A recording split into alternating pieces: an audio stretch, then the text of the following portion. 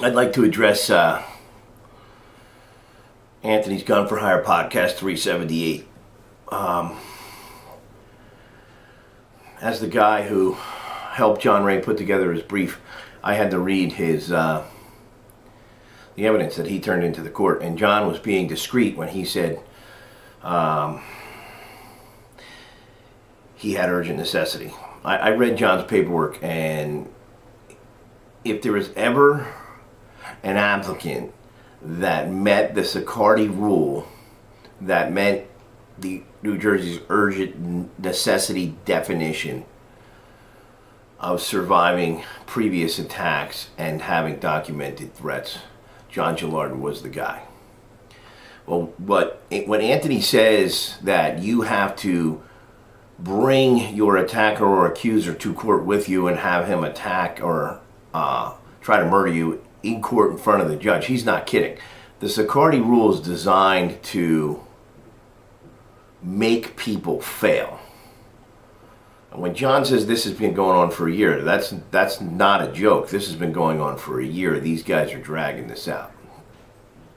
A couple things that I wanted to just point out. That Anthony made a brilliant statement when he discussed the Rogers case that's going on and the Jillard and Cheeseman cases that are going on self-funded at the same time. Scott Bach and the NRA that are running the Rogers case with Schmutter, and when I say we, I think I mean Cheeseman and Jillard and myself, hope that that case wins, because anybody that can take down 2C58-4, anybody that can take down justifiable need is a win for all of us in the 2A community.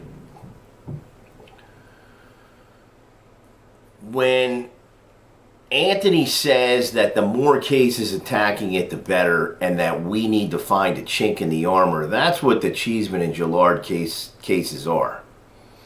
Looking at it another way. So I think we all know in the Second Amendment community that justifiable need in and of itself is an unlawful regulation, right?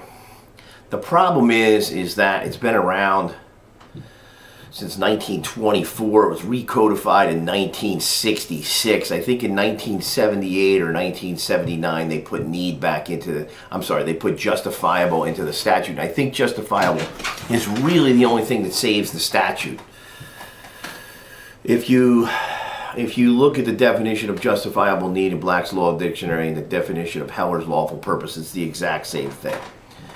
As originally intended, the 1924 law was just trying to get a background check on concealed carry permits, because there was a problem with bootlegging and organized crime.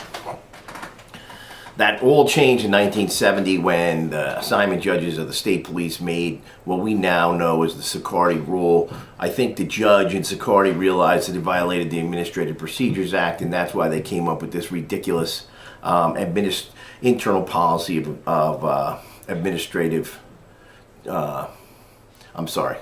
internal policy of assignment judges. When Anthony says a chink in the armor, I told John that I personally thought that John had need, but it was too hard to argue need in New Jersey.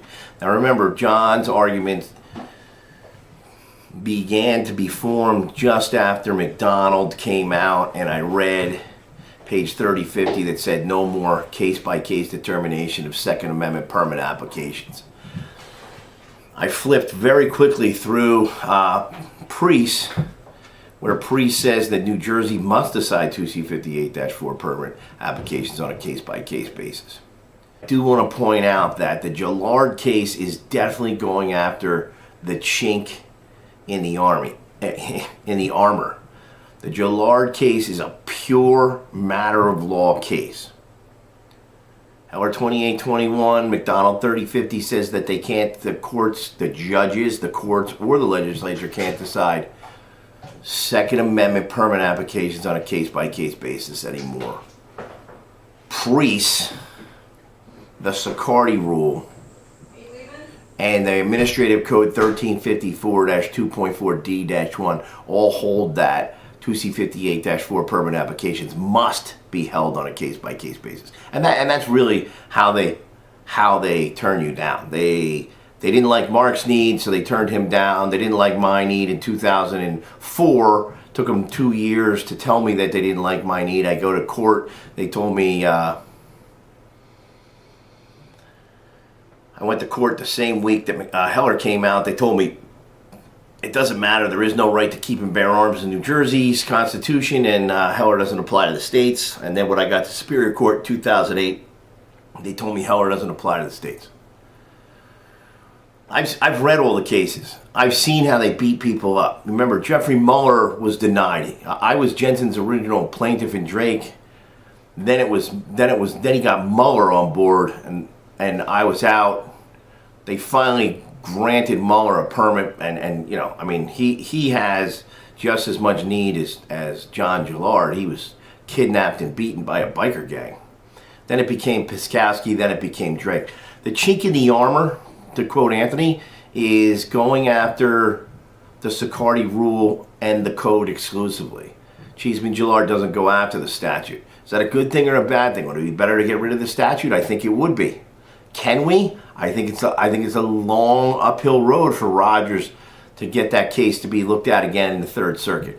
We're just trying to take a different tact. The end result for Jillard and Cheeseman is not that John and Mark get their carry permits. The end result in Cheeseman, the prayer of relief is that the Sicardi rule is severed.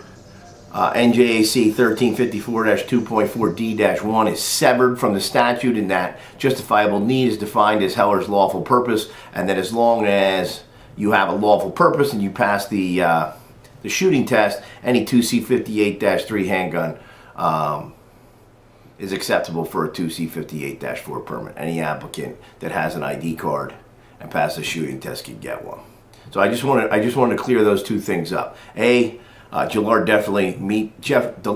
definitely meets the criteria in every manner and is still denied. And B, the Cheeseman Jillard cases are really a workaround, really a strict matter of law, instead of going and trying to fight the statute head on.